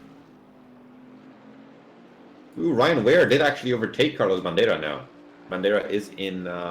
Oh, no, Bandera spins in Maggots and Beckett's, but he does keep it going over the grass and does rejoin without losing positions, but that does put him kind of under threat from Nicholas Norberg. And Graylish is right behind Norberg as well, so he might lose one position in the AM category if he's not too careful. As we said, having a look at AM, Bandera needs 4th position or higher to win, so he can lose to Graylish. Neither Graylish nor Storms are that close to taking his first position from him. So he's still safe on the championship, but for pride, he's going to want to keep that position. Actually, he would need to lose out all the way back down to Ollie Moss. As I say that, he does overtake Menno de Ritter by kind of sort of pushing him out of the way. I did see a bit of contact there just as I clicked on him. There are a couple of cars who've just been off. Is that Teague and someone else? Let's have a look at this. Teague is falling down the order now. I think Teague and Horiot might have perhaps come together. Side by side there through Stowe. They come side by side down into Vale as well. So they're both having a bit of a close race here. Ryan Ware up behind them as well. Ryan Ware now right on the back of Teague as we're in this replay. Being investigated by the stewards. I need to get myself a little ACCS replay thing to go on here as, really close. And Ryan Ware just getting much better exit through there is going to spin him around. I'm just going to cut you off there. Bloomfield makes a bit of a mistake in the Vale chicane. Steve Hughes is right up his bum going into the fast right-hander. he doesn't take the risk. He hits the brakes more now, but he might want to do something into Village and the loop. Yeah, it's pretty aggressive to make a move work on there in Village. We've seen from Riotware both how that can go successfully and how that can go incredibly wrong. Hughes chose to want to go a bit through a wider entry into Luke, trying to get a better exit, and he's going to he's going to try to go down Bloomfield's inside here, but he elected to not do that. I think he uses better judgment. So Hughes is right behind Ashley Bloomfield for first, and Ollie Venner right behind Nicholas Alvarado for fourth position, with Shane Thomas in a bit of a no man's land between them. Arno Storms is also catching Maciej Markowski, so he's right behind him for sixth position as well. So we have 3 fights now in the last 10 minutes of this race going on within our top 10 positions. Benjamin Horriot, as this sort of fight at the back has sort of broken up with Ryan Ware and Sam Teague taking each other out. Yeah, Man of the Ritters. He's just gonna. He did make another mistake, as he used to be right behind Ollie Moss, and now he's fallen off a little bit. Hello, Robert. You've picked a good time to come back to us, because in the last 10 minutes of this race, we are getting some battles up the front. Steve Hughes has been following Ashley Bloomfield for quite a while Venner now. on Alvarado on the outside of Stowe there. He did try to make a move stick, but it didn't work. Yeah, Venner Alvarado. Venner is going to be aggressive all the time. That is how he drives. So we're going to see him sticking his nose in a lot of places. And then Arno Storms also looking on the back of Maciej Markowski as they pass a back marker there.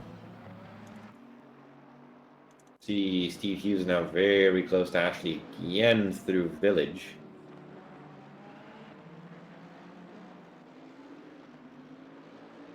It's all about if he gets a good exit out of loop, and it does look like Ashley is on top of this one.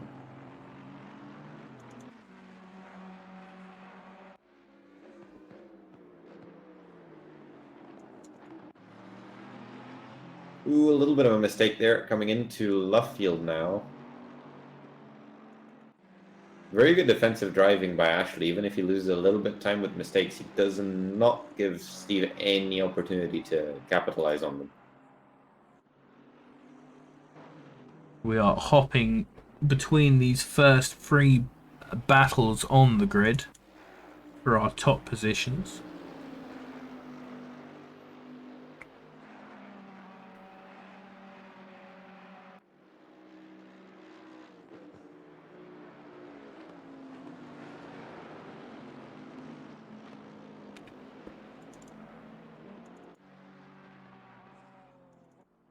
Yeah, it does look like Teague's going to be getting a penalty there for what happened between Ware and himself. See, this is Steve Hughes and Bloomfield are again very close to each other coming into Stowe.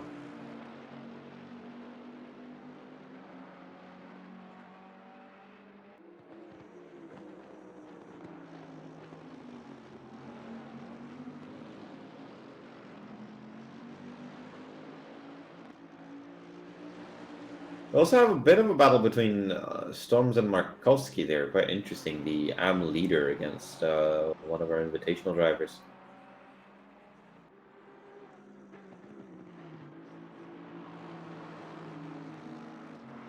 Yeah, Ven has fallen a little bit back there from Alvarado. Storms almost doing the same actually in that corner, getting a little bit wide there.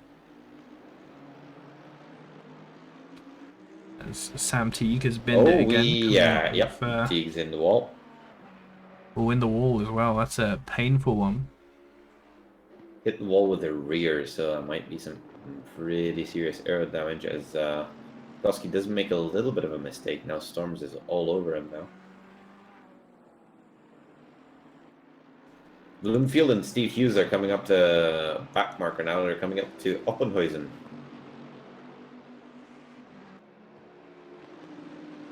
And Sam Teague gets a 10-second penalty The stewards believe he was the cause of the contact between him and Ryan Ware. Whereas Ollie Moss is getting a penalty for forcing Derrida off track. Yeah, I think I caught that as I was just clicking on him, seeing what he was doing. He kind of pushed him off a little bit with his car onto one of the straights.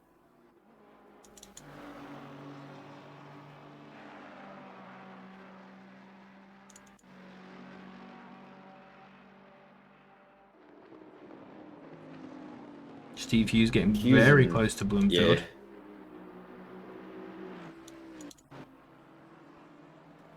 Yeah. He is running out of time to make a move, so he is going to try to. I think he's going to try to put up a bit more pressure. Even if he's not going to go for moves, he's going to try to start looking around. Yep, just sticking his nose in there to try and make Ashley defend more and more and more.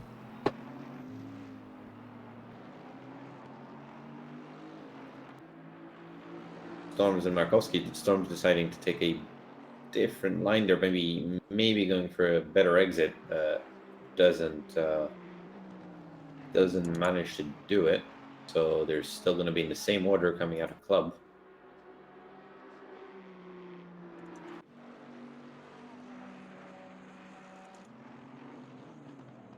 Ollie Moss having a disastrous race now. Another 15 seconds worth of penalties on him. Yeah, that's a big one.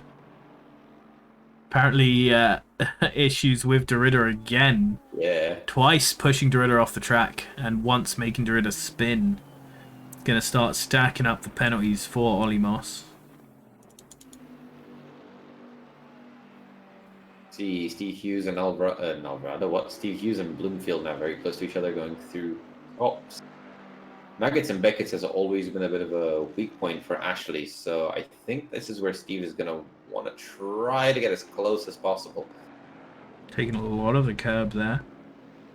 Definitely. As the Bentley is known to do, as Bloomfield hits the grass again, coming out of Chapel. Now that I know out of experience can give you a track warning.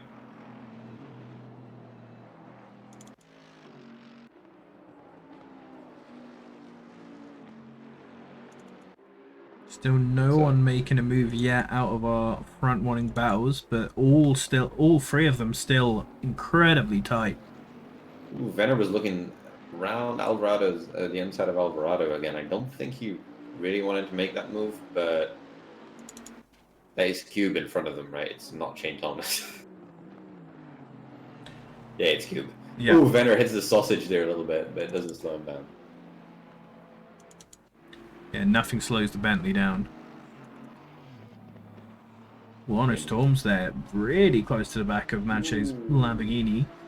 Derrida and Moss are coming close together again, so I'm going to be looking at this for a bit. Yeah, they've already crashed twice in recent times, so could easily see that coming around again. Teague is going to get another set of penalties. Oh, no.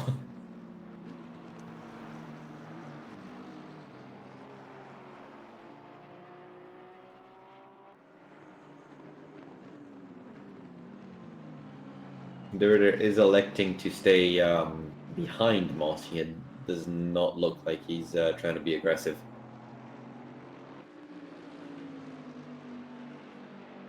They say once bitten, twice shy, I guess.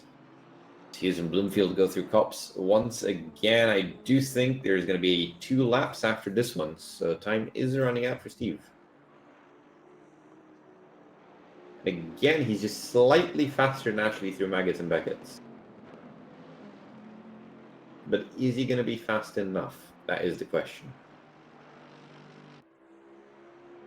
And I do believe, unless he wants a dive bomb, the answer has been no.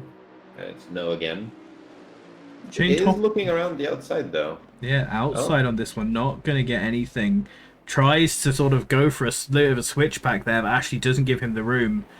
And all this defensive driving from Ashley does seem to be slowing them down, because their last laps was a 2 flat, and you can see there the Ferrari of Shane Thomas right in the back. Yeah, exactly. Hoping for a disaster. Would love to see these two knock each other off, or at least slow each other down enough for him to dive in.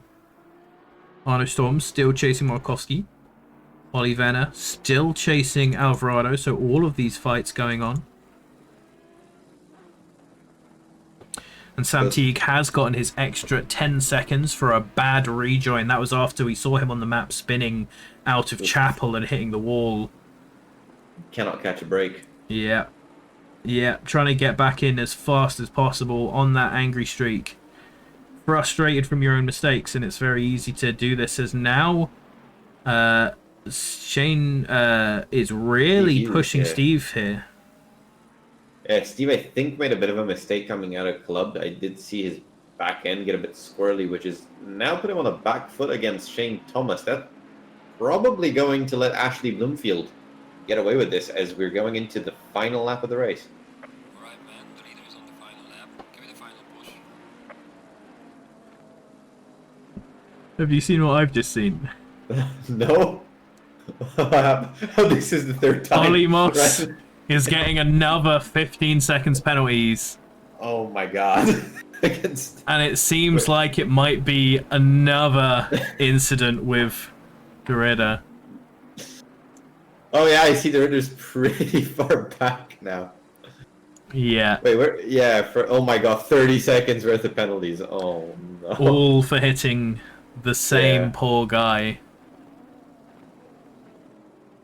Bloomfield a little bit wide coming into Stowe. Very close together to top three. Even after now, ooh, Hughes catches the curb a little bit in the braking zone for the Vale chicane. Almost disaster there. All three of these guys so close together now. First, second, and third at the end of our 1 hour race.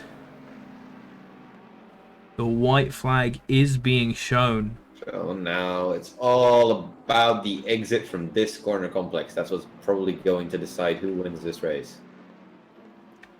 Yeah, and the Ferrari. Oh, the Ferrari was so close to getting an excellent run on Hughes there, but he just hit the sausage curb. And as Shane has been literally bitching about for the entire week, the Ferrari does not take those curbs well. So he's going to be thrown back now, and it doesn't look like Steve Hughes is close enough to have a go either. No, he's not, as Bloomfield does a perfect braking zone into the second last corner. Out now they're going through Luffield, and Bloomfield is going to win this race. Yep. We got Bloomfield P1, Steve Hughes P2, and Shane Thomas right behind him in P3. That is our podium. Nicholas Alvarado's coming around. Luffield now going to finish in fourth. Ollie Venner about a second behind him. Didn't manage to make a move on him. He's going to finish into fifth and get himself banned. Markowski behind them in P6. Then we're going to have Arno Storms as the first AM driver to finish in P7, way ahead of Carlos Bandera, who's in P11. Van Zanten going through Luffield now. He's going to finish in P8 with Aloy Eitguy right behind him. Oh no! A bad exit from Van Zanten. Let's Eitguy go past him in the final corner now. Eitguy going to finish in 7th place with in 8th place with Van Zanten in 9th. Benjamin Horia finishes out our top 10 in P10. Carlos Bandera is going to win the AM split, being the second in his class, finishing in P11, comfortably ahead of Graylish, and then Hawkins way further back. Yeah. Shane Thomas should still win the Invitational for our fun drivers, with Bloomfield coming second, closing in on the last race, but not quite enough. As you said, huge shout outs to Carlos Bandera, who is now going to have won the amateur split. Good to see him trying to get banned in pro next season. Considering he's 11th overall right now, he definitely could go for it. And with how far down Derrida is... He had a disastrous race, man, and all thanks to Ollie Moss. At least he will finish ahead of him, given Ollie Moss having about 7 hours worth of penalties at the end of this. That is a big one. Victor Yanba had a disastrous race there, finishing plumb last 4 laps behind. I don't actually know what happened to him, but not good things. Yeah, not being able to be consistent enough in the Honda, and there we have tipped over So, as you know, we do our driver of the day. Remember to put P and then the number of the driver that you want to win driver of the day out of our top 10. If Mihai, you could go down the order while I set up the podium. Yep. I can't really do the timetables right now. I'm kind of stuck behind the Ritter. There we go. I can return to the garage now. All right. So our race winner for the ACCSS final race is going to be Ashley Bloomfield, followed by Steve Hughes in second place, and running out our podium in P3 will be Shane Thomas.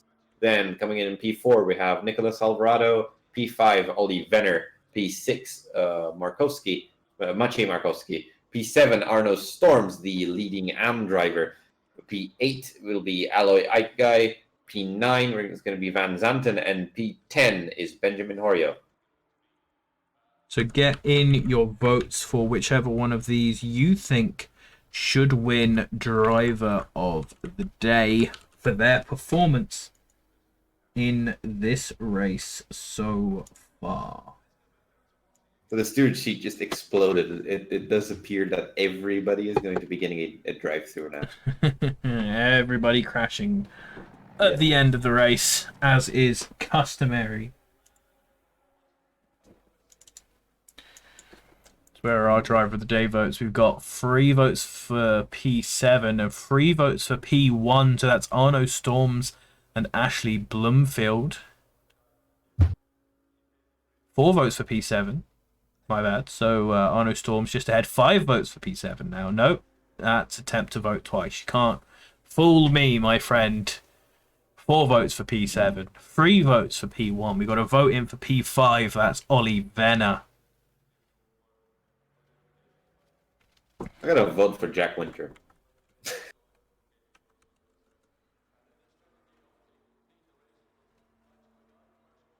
So your driver of the day for the final race of the Assetto Corsa Competizione Sim Series Season 4 is going to be Arno Storms. On your podium, you have Steve Hughes, Nicholas Alvarado, and Ollie Venner for our Tier 1 Gold Split drivers. And in Tier 2, Arno Storms is winning from Carlos Bandera and Ashley Grealish. Huge shout outs to those who will be getting banned and those who will be moving up. Steve Hughes, Ryan Ware, and Ollie Venner will be getting banned. Menno Derrida just loses out on getting banned this time, but he has 2 wins to his name. So next season, if he gets a single win, he will already be banned, no matter how high he gets in the series. We will be seeing Jack Winter, Carlos Bandera, and Juanfo Sanchez Trillo in the Pro Split next time.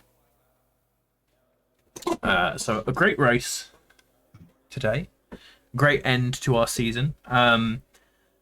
As you may have seen in the announcement, if you read the announcement on Discord for this stream, Dan Terry will be on tomorrow on this channel for a short stream at some point in the day, which will be announced tomorrow. He'll give you the exact time, and he will be going over the results and setting up the next season. We have, of course, events coming up. We have the most important one being the British GT launch party on Wednesday. So make sure everyone to get around for then, because it's going to be great fun. All the new tracks. You've got Alton Park. We've got Snetterton. And we have the greatest of them all, Donington. Going to be great fun trying these out with all of you. BTCC on Tuesday and DTM on Friday for AC. And then the next event for us will be the 6 hours, the Solo Endurance Championship next Sunday. And then the 6 hours endurance in a few weeks. If you are looking to get into the Assetto Corsa Competizione series, ! Sign up to get yourself involved. There are going to be a bunch of evaluation races, hopefully, happening throughout the one of the next weeks coming up. And then once you have completed an evaluation race, or you have completed one of our old seasons with us, you will be eligible to sign up when the sign up link eventually gets posted, which will obviously be happening in the next few weeks. That's not a bunny, that's Mihai. That's Mihai's webcam. Yeah, it's me.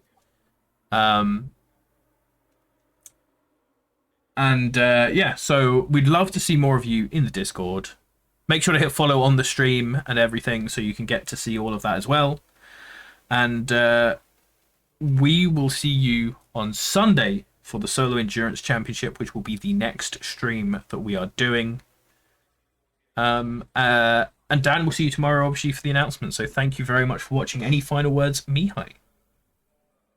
I think you said everything there is to say. Fantastic. My final words is I really enjoyed broadcasting for you guys, and hope to be back next season if the need for me arrives.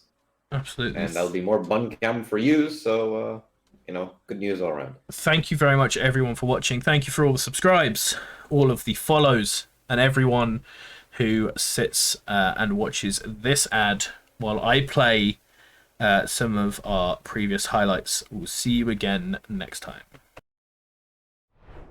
Bring the smell of rain into my bed and lie so close to me. You could be inside my head. Maybe it's a once in a lifetime kind of thing to feel